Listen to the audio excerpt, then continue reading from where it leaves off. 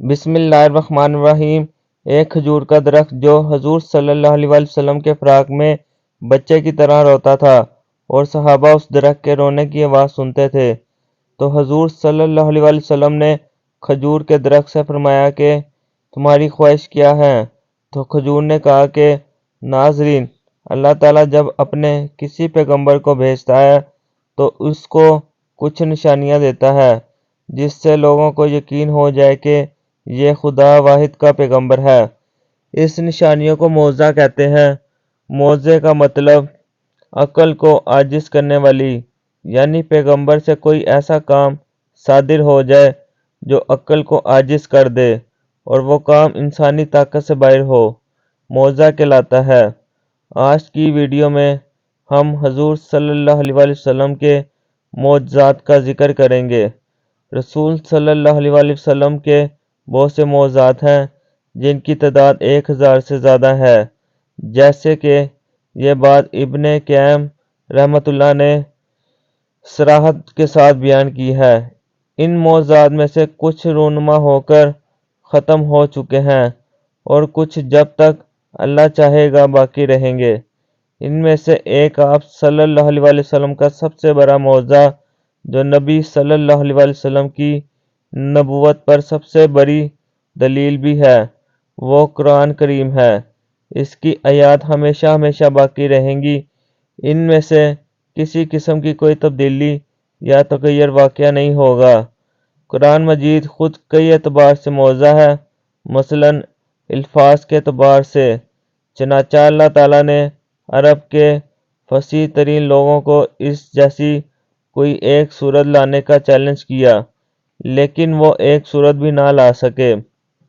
قرآن کریم اس اعتبار سے بھی معجزہ ہے کہ اس میں دیے جانے والے احکامات محکم ہیں۔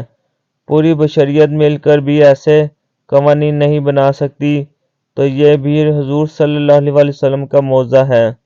اور اس کے علاوہ کچھ معجزات ایسے ہیں کہ جو رونما ہونے کے بعد ختم بھی ہو چکے ہیں، تو وہ بہت زیادہ ہیں۔ انہی معجزات میں سے ایک بڑا معجزہ معراج کا واقعہ ہے، یعنی یہ انسان کی عقل کو عاجز کرنے والی ہے کہ اتنی کم مدت میں بھلا کوئی کیسے بیت المقدس اور آسمانوں کا سفر کر سکتے ہیں، تو یہ حضور صلی اللہ علیہ وسلم کا معجزہ ہے۔ اس طرح حضور صلی اللہ علیہ وسلم کا بڑا چاند کو 2 ٹکڑے کرنے والا ہے۔ ہجرت مدینہ سے تقریباً 5 سال پہلے ایک مرتبہ مشرکین مکہ حضور صلی اللہ علیہ وسلم کے پاس جمع ہو کر آئے، جن میں ولید بن مغیرہ، ابو جہل، عاص بن وائل اور دیگر مشرکین تھے۔ آپ سے یہ درخواست کی کہ اگر آپ سچے نبی ہیں تو اپنی نبوت کا کوئی خاص نشان دکھلائیں، اور ایک روایت میں ہے کہ یہ کہا کہ اس چاند کے 2 ٹکڑے کر کے دکھلاؤ۔ رات کا وقت تھا اور 14ویں رات کا چاند طلوع کیے ہوئے تھا۔ آپ صلی اللہ علیہ وسلم نے فرمایا، اچھا اگر یہ معجزہ دکھلا دوں تو ایمان بھی لے آؤ گے؟ لوگوں نے کہا ہاں، ہم ایمان لے آئیں گے۔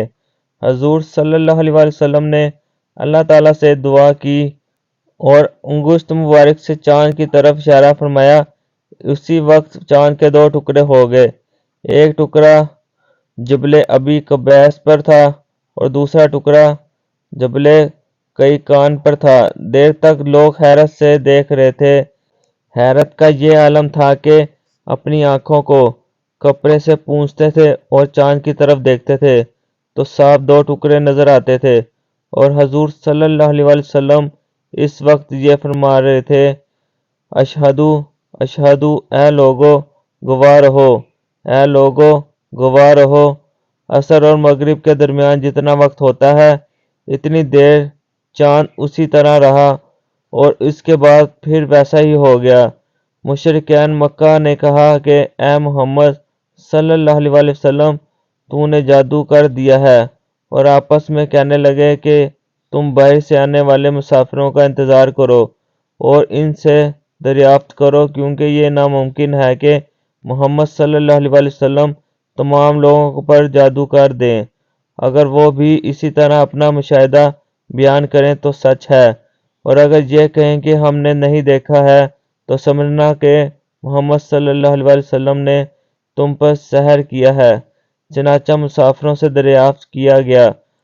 ہر طرف سے آنے والے مسافروں نے اپنا مشاہدہ بیان کیا کہ ہم نے شق قمر دیکھا ہے، مگر ان شہادتوں کے باوجود بھی معاندین ایمان نہ لائے اور یہ کہا کہ یہ سحر مستمر ہے، یعنی عنقریب اس کا اثر زائل ہو جائے گا۔ تو یہ حضور صلی اللہ علیہ وسلم کا معجزہ تھا۔ حضرت امام شافعی رحمۃ اللہ علیہ فرماتے ہیں کہ ہمارے آقا حضور نبی کریم صلی اللہ علیہ وسلم کو جتنا کچھ عطا فرمایا گیا ہے، اتنا کسی نبی کو حق تعالیٰ نے نہیں عطا فرمایا۔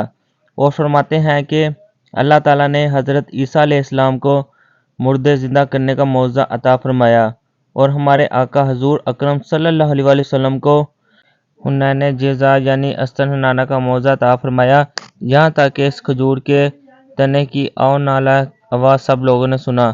صحیح بخاری میں حضرت جابر بن عبداللہ رضی اللہ تعالیٰ عنہ سے روایت ہے کہ نبی صلی اللہ علیہ وسلم جمعہ کے دن خطبہ کے وقت ایک درخت یا کھجور کے تنے کے پاس کھڑے ہوتے تھے۔ ایک انصاری نے پیشکش کی، اے اللہ کے رسول، کیا ہم آپ صلی اللہ علیہ وسلم کے لیے ایک ممبر نہ بنا دیں؟ آپ صلی اللہ علیہ وسلم نے فرمایا، جیسے آپ کی مرضی۔ انصاری عورت نے آپ صلی اللہ علیہ وسلم کے لیے ایک ممبر بنوا دیا۔ جمعے کا دن آیا تو آپ صلی اللہ علیہ وسلم ممبر پر تشریف فرما ہوئے تو وہ تنا بچے کی طرح چیخ چیخ کر رونے لگا۔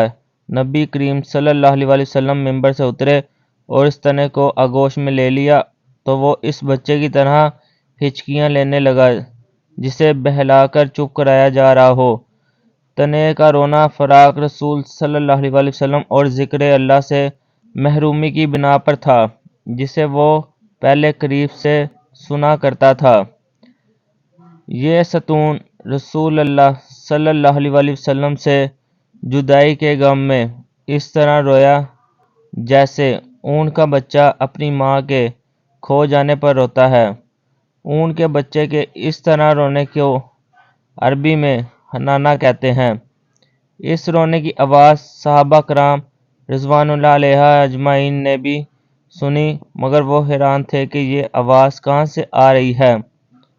رسول اللہ صلی اللہ علیہ وسلم نے جب اس کھجور کے تنے پر شفقت سے ہاتھ رکھا اور وعدہ فرمایا کہ وہ جنت میں ان کے ساتھ ہوگا اور اس سے قرار آیا، پھر آپ صلی اللہ علیہ وسلم نے فرمایا، قسم ہے اس ذات کی جس کے قبضہ قدرت میں محمد صلی اللہ علیہ وسلم کی جان ہے، اگر میں اسے اپنے ہاتھ نہ ملاتا تو یہ اللہ کے رسول کے غم کی وجہ سے قیامت تک اسی طرح روتا رہتا۔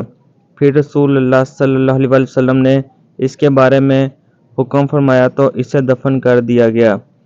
راوی بیان کرتے ہیں، حضرت عیسیٰ بصری رضی اللہ تعالیٰ عنہ جب یہ حدیث بیان کرتے تو رو پڑتے اور فرماتے، اے اللہ کے بندو، لکڑی حضور نبی اکرم صلی اللہ علیہ وسلم سے ملنے کے شوق میں اور اللہ کے حضور آپ صلی اللہ علیہ وسلم کے مقام و مرتبہ کی وجہ سے روتی ہے، بس تم اس بات کے زیادہ حقدار ہو کہ تم ان سے ملاقات کا اشتیاق رکھو۔ حضرت بریدہ رضی اللہ تعالیٰ عنہ کی حدیث پاک میں ہے کہ حضور شفیع المذنبین صلی اللہ علیہ وسلم نے اس کھجور کے تنے سے فرمایا کہ اگر تو چاہیے تو تجھے اس باغ میں بو دیا جائے جہاں تو پہلے تھا، اور تیرے روغ ریشے کو مکمل کر دیا جائے اور تیری شاخوں کو تر و تازہ کر دیا جائے اور تجھ سے پھل نکلے، یا اگر تو چاہیے تو تجھے جنت میں جما دیا جائے تاکہ محبوبان خدا تیرا پھل کھائیں۔ اس کے بعد حضور اکرم صلی اللہ علیہ وسلم نے اپنے مبارک کانوں کو اس کی جانب کیا کہ وہ کیا چاہتا ہے، تو کھجور کے تنے نے عرض کیا، یا رسول اللہ صلی اللہ علیہ وسلم، مجھے جنت میں قائم کر دیا جائے تاکہ محبوبان خدا کو اپنا پھل کھلاؤں۔ یہی وہ جگہ جہاں نہ میں پرانا ہوں گا اور نہ مجھے فنا ہوگی۔ ان باتوں کو حضرت بریدہ رضی اللہ تعالیٰ عنہ نے بھی سنا، اس وقت قریب تھے۔ اس کے بعد حضور رحمت للعالمین صلی اللہ علیہ وسلم نے فرمایا، میں یہی کرتا ہوں، اور فرمایا، تو نے دار فنا پر دار بقا کو پسند کیا۔ روایت میں آتا ہے کہ حضور صلی اللہ علیہ وسلم کے حکم پر اس ستون کو دفن کر دیا گیا اور وہ انسانوں کی طرح قیامت کے روز اٹھایا جائے گا۔ اور ہمارے اس چینل کو لائک اور سبسکرائب کر دیں۔ شکریہ۔